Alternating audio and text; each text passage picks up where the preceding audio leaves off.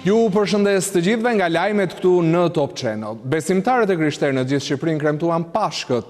Këtë vit ishin në të njëjtën ditë si për katolikët ashtu edhe për ortodoksët. Në kremtimin e ringjalljes së Krishtit besimtarët dan mesazhet për më shumë paqe dhe dashuri mes njëri tjetrit. Top Channel ju uron të gjithëve gëzuar Pashkët. Vetëm një herë në 4 vjet ndodh që të krishterët të festojnë në të njëjtën ditë Pashkët. Në mesnat u kremtua mesha në katedralen Ngjallja e Krishtit në kryeqytet, por dhe në katedralen Shëmpali, ku me qindra besimtar morën pjesë për të ndjekur liturgjinë hyjnore, por gjithashtu për të marrë pak dhe nga drita e shenjtë, të cilën e dërgojnë në shtëpitë e tyre. Pashka simbolizon për besimtarët ngjalljen e Jezu Krishtit në të tretën ditë pas kryqëzimit që u bë. Kjo shënon edhe momentin më të madh në kalendarin liturgjik të Kishës Katolike dhe kishave të tjera ortodokse. Në kryeqytet, me qindra besimtarë ndoqën nga afër meshën e shenjtë. Të parët që festuan ishin katolikët, mesha e të cilëve filloi në orën 10 dhe përfundoi në mesnat, në meshën e mbajtur nga arqipeshkvi i Zot Arjan Dodaj. Ndërsa risi ishte për besimtarët ortodoks, kjo Pashkë teksa mesha u drejtua nga kryepeshkopi i ri Joan, tradita si e ortodoksëve por edhe katolikëve, përkon edhe me marrjen e dritës së shenjtë dhe dërgimin në shtëpitë e tyre, por dhe trokitjen e vezëve të Pashkëve për të uruar kështu njëri tjetrin. Besimtarët u lutën në këtë festë të Pashkëve për më shumë lumturi, shëndet dhe dashuri. Ky është Top Channel. Emigrantët shqiptar nisën prej disa ditësh votimin për 11 majin, por disa prej tyre kanë publikuar momentin e zgjedhjes së subjektit dhe kandidatit në TikTok. Bëhet fjalë për disa emigrantë në Angli, të cilët shfaqen edhe me fytyrë, ndërsa kodi penal parashikon deri në 3 vite burg. Emigrantët shqiptar në mbar botën kanë nisur prej ditësh të hedhin votën e tyre për 11 majit, por ka edhe votues nga jashtë që duket se nuk e mbajnë të fshet votën e tyre. Në disa video që qarkullojnë në rrjetin social TikTok, disa emigrantë shqiptar nga Britania e Madhe kanë publikuar momentin kur ata zgjedhin subjektin politik dhe kandidatin në fletën e votimit. Për këtë veprim ata rrezikojnë deri në 3 vite burg, pasi neni 327 i kodit penal parashikon se të gjithë ata që fotografojnë votën për të dokumentuar preferencën e tyre dënohen me burgim nga 6 muaj minimumi deri në 3 vjet. Në shumicën e videove është publikuar vetëm zgjedhja e subjektit politik dhe kandidati, por një prej emigrantëve, siç shihet edhe në video, ka guxuar të dalë me fytyrë duke filmuar të gjithë procesin e plotësimit të fletvotimit. Një ditë më parë, kryekomisioneri Lirian Celibashi u bëri thirrje të gjithë emigrantëve shqiptar që të mos e publikojnë zgjedhjen e tyre në fletën e votimit, pasi kryejnë vepër penale. Me urdhër të SPAK-ut janë arrestuar 2 drejtues të lartë të policisë rrugore në kryeqytet dhe një oficer i policisë gjyqësore. Ata u korruptuan nga një grua për një aksident. Një nga drejtuesit sapo ishte emëruar në këtë detyrë. Ndaj 3 oficerëve të policisë së qarkullimit rrugor në Tiranë, SPAK ka firmosur 3 masa arresti për dyshimet e korrupsionit. Urdhri i ndalimit është zbatuar edhe ndaj Roven Zekës, i cili është vetë dorëzuar në policinë vendore menjëherë sapo është informuar publikisht. Siç bëhet me dije jo zyrtarisht, shefi i komisariatit rrugor Roven Zeka, shefi i hetimit të aksidenteve automobilistike Sokol Novaku dhe oficeri i policisë rrugore Edison Tabaku dyshohen për korrupsion. Në përgjime rezulton se oficeri i kyçyrjes së vendngjarjes ka përmendur 2 prorët e tij në policinë rrugore për të ndryshuar rezultatet e një aksidenti automobilistik. Çështja u hetua nga prokurorët e posaçëm që u vunë në lëvizje mbas një aksidenti rrugor në kryeqytet, një ngjarje për të cilën ka dyshime se parati ka paguar një shtetase ndaj oficerit të policisë gjyqësore. Mbetet ende e paqartë se sa është shuma e kërkuar dhe nëse ka patur pasojë në jetë prej këtij aksidenti, por ajo që shpjegohet është fakti se vendngjarjen e ka kthyer oficeri Edison Tabaku, ndërkohë që më pas ka komunikuar me shefin e linjës për aksidentet Sokol Novaku, po ashtu me urdhër ndalimi. Dyshohet se mbante lidhje me kreun e qarkullimit rrugor që u emërua në këtë detyrë pak javë më parë. SPAK nuk ka sjellë ende njoftim zyrtar për detajet e hetimit, ndërkohë që veprimet janë kryer nga hetuesit e Byros Kombëtare të Hetimit. SPAK po heton pistën se një grup kriminal qëndron pas 2 personave që u arrestuan për hakerimin e emaileve të prokurorëve nga ku kanë nxjerrë të dhëna hetimore. Dosjet e shkarkuara janë të një biznesmeni të hetuar për evazion dhe 2 ish funksionar nën hetim për korrupsion dhe shpërdorim detyre. Deri më tani SPAK ka marrë në pyetje si deklarues 72 shtetas për rrjedhjen e të dhënave të hakeruara nga 3 emaile prokurorësh dhe që i dyshuari Arnold Rokaj ja shpërndau të arrestuari tjetër Zambak Gjoni, një ish zyrtar i burgjeve në vend. Teksa të dy janë në qeli, apeli pritet të shqyrtojnë në 22 prill kërkesën e tyre, në një proces me dyert të mbyllura ku sërisht pritet të shqyrtohet urdhri i SPAK për mos publikim të dhënash. 2 të dyshuarit kanë kundërshtuar në apel masën e arrestit në burg dhe kërkojnë lirimin me një seri shkaqesh, më kryesoret, mungesa e rrezikut për tu aratisur, e po ashtu, mungesa e rrezikshmërisë së veprave penale që nuk konsiderohet e tillë nga SPAK, i cili insiston se të dy duhet të qëndrojnë në burg.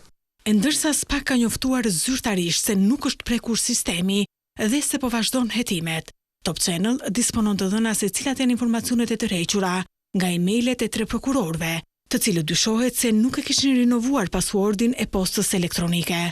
Dhe kjo kleçk është fryzuar nga Rokaj, një specialist pranë IMT-s që besohet se mes të tjerash ka tërhequr dhe një dosje për evazion fiskal ndaj shtetasit Klodian Allajbeu. 2 të tjera janë ndaj 2 ish funksionarëve në hetim për korrupsion dhe shpërdorim detyre. Menjëherë sapo i ka përftuar këto të dhëna, Rokaj ja ka përcjell Gjonit, duke i thënë shiko çfarë gjeta. Ndërsa kur janë pyetur nga grupi i hetimit, Rokaj, sipas burimeve jo zyrtare, ka këmbgulur se hakeroi emailet nga kurioziteti. Zambak Gjoni insiston nga ana e tij se nuk e dinte rëndësinë e materialeve hetimore, por ky version hidhet poshtë nga SPAK. Për sa kohë i dyshuari Gjoni është jurist dhe mban licencën e avokatit. Kur hetimet po zhvillohen për 3 vepra si zbulimi i akteve sekrete dhe ndërhyrje në sistemin kompjuterik, secili nga 2 dyshuarit është shfaqur i penduar para gjykatës gjatë seancës së parë me dyert të mbyllura. Nuk dihet ende nëse ata do të flasin më tej.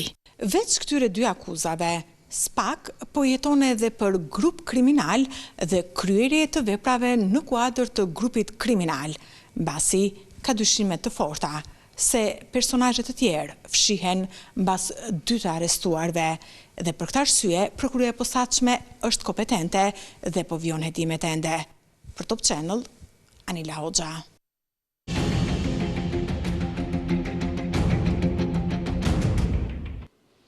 Kryesocialisti Edi Rama ishte në Korçë ku shpreu mbështetjen për gratë dhe ku u premtoi përfshirjen e një përfaqësueseje të komunitetit rom në qeverinë e ardhshme. Ai vlerësoi rolin e grave dhe në ndalimin e TikTokut në Shqipëri.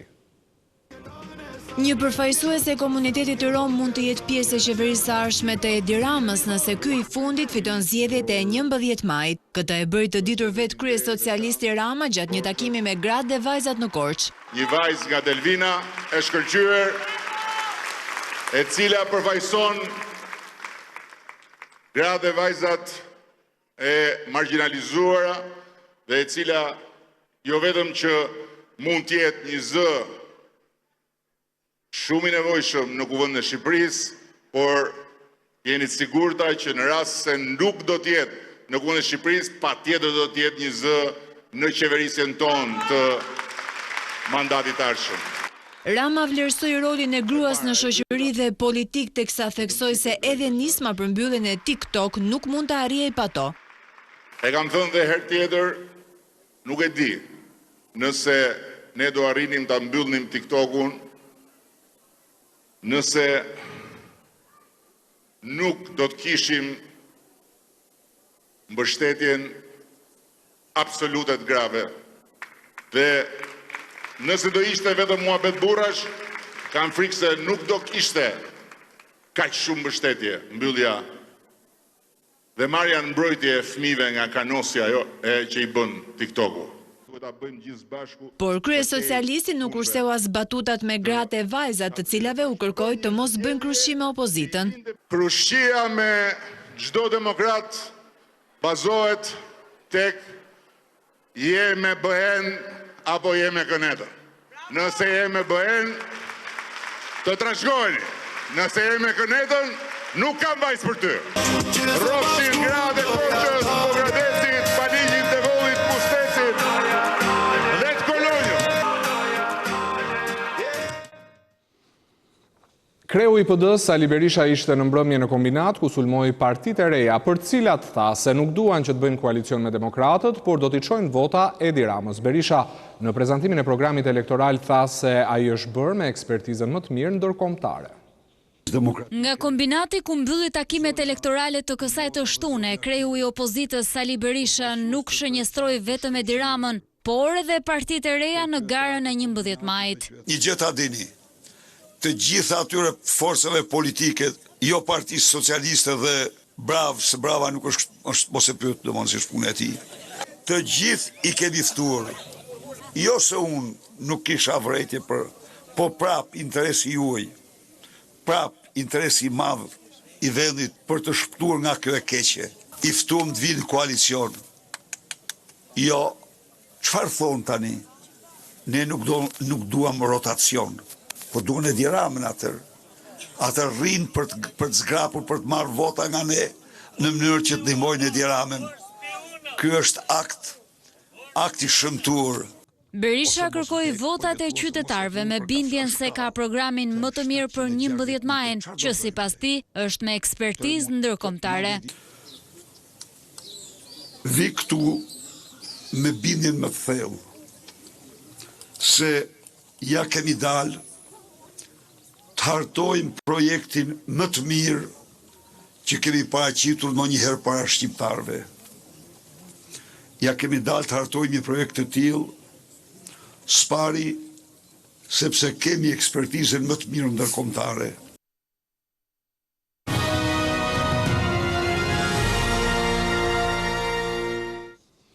Fermerët në të gjithë vendin nuk goditën rënd nga motja acartë që u rikthye gjatë muajit prill. Në zonat e njohura për kultivimin e frutave, dëmet janë shumë të mëdha. Në Korçë këtë vit do të ketë shumë më pak fruta dhe veçanërisht moll. Fermerët e fshatit po lën këtë vit nuk do të prodhojnë asnjë kokër moll, qershi apo kumbull. Temperaturat e ulta të javës kaluar, sipas tyre, arritën që ngricat të djegin ulëzimin dhe kjo do të bëjë që të mos lidhet asnjë frut.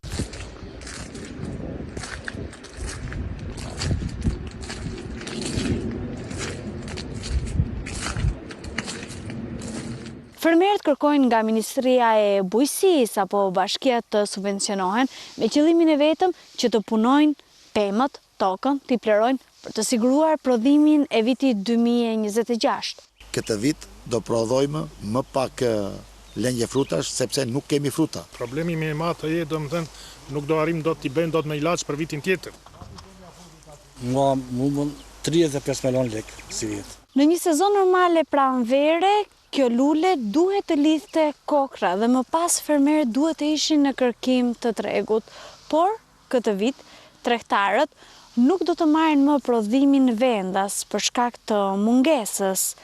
Kështu konsumatorët shqiptar do ta shtrojë tryezën me frutat nga importi.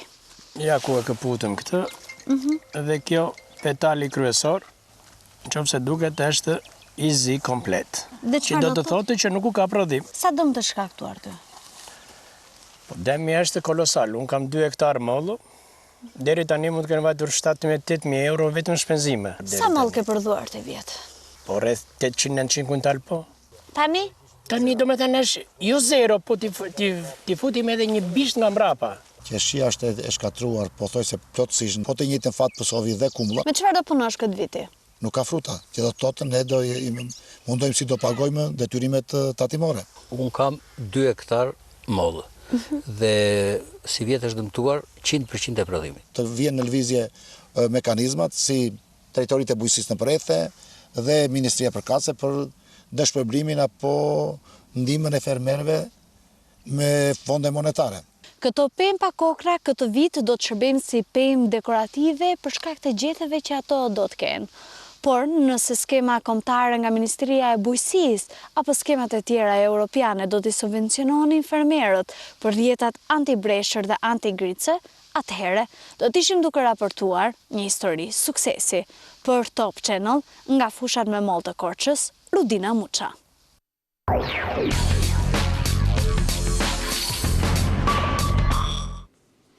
Parlamenti i Kosovës hodhi hapin e parë drejt zgjedhjes së krizës institucionale, u arrit të bëhet betimi i deputetëve që është edhe fillimi i konstituimit të kuvendit, por në disa votime dështoi zgjedhja e drejtuese së parlamentit. Seanca e ardhshme mbahet të hënën. Në vazhdimin e seancës konstituive, deputetët e zgjedhur të kuvendit të Kosovës të shtunën arritën të dakordoheshin vetëm për raportin e Komisionit për verifikimin e mandateve. Me 120 vota në tentimin e tretë u miratua raporti i cili nga 15 prilli u bë arsyeja e moskonstituimit të kuvendit të Kosovës. Miratimi i raportit u pasua me betim të deputetëve të kuvendit të Kosovës, gjë që dha një sinjal se u të i kalua ngërshi politik. Por në pikën e tretë të rendit të ditës, përsëri dolën pengesa. Bazuar në kushtetutë rregullorën e kuvendit, Partisë së Parit takon të propozoj emrin e kryeparlamentarit, e lëvizja vetëvendosje propozoi Albulena Haxhiun. Pengesa në këtë pikë ishte mungesa e numrave e rrjedhimisht Albulena Haxhiu nuk u zgjodh si kryetare e kuvendit të Kosovës. Me 57 vota për, 20 kundër dhe 3 abstenime nuk e ka votuar kandidatën. 3 deputetët e nismës abstenuan. Për këtë udhëheqësi i kësaj partie, Fatmir Limaj, ishte i shkurt në përgjigje. Jemi hinë në fazën e konstituimit të kuvendit, edhe unë besoj që shumë shpejt edhe këto pjesë tjera që kanë mbetur pa përfunduar do të përfundojnë. Ndërkohë, Partia Demokratike e Kosovës dhe Lidhja Demokratike e Kosovës kritikuan lëvizjen vetëvendosje për bllokadën në kuvend e njoftuan se do të bëjnë kallëzim penal. Ta s'ka numra, sepse ishim 52 që në kam bërë 57, nuk besoj që do të bëhen 61. Dhe Lidhja Demokratike e Kosovës do të bëj kallëzim penal lidhur me ushtrimin e mandatit që këta e kanë bë nga data 27 mars deri më sot. Pas dështimit të parë dhe 15 minutave pushim, lëvizja vetëvendosje u kthye përsëri në kuvend me propozimin e njëjtë. As në tentativën e dytë, Haxhiu nuk mori votat e mjaftueshme, duke vazhduar kështu bllokimi i formimit të këtij institucioni. Kësaj, seanca u ndërprer dhe do të vazhdojë të hënën në orën 15. Për Top Channel, Jonita Bajrami, Prishtinë. Dhe ishte gjithçka për lajmet këtu në Top Channel, nderuar shikues. Faleminderit që na ndoqët bashkë, mirupafshim.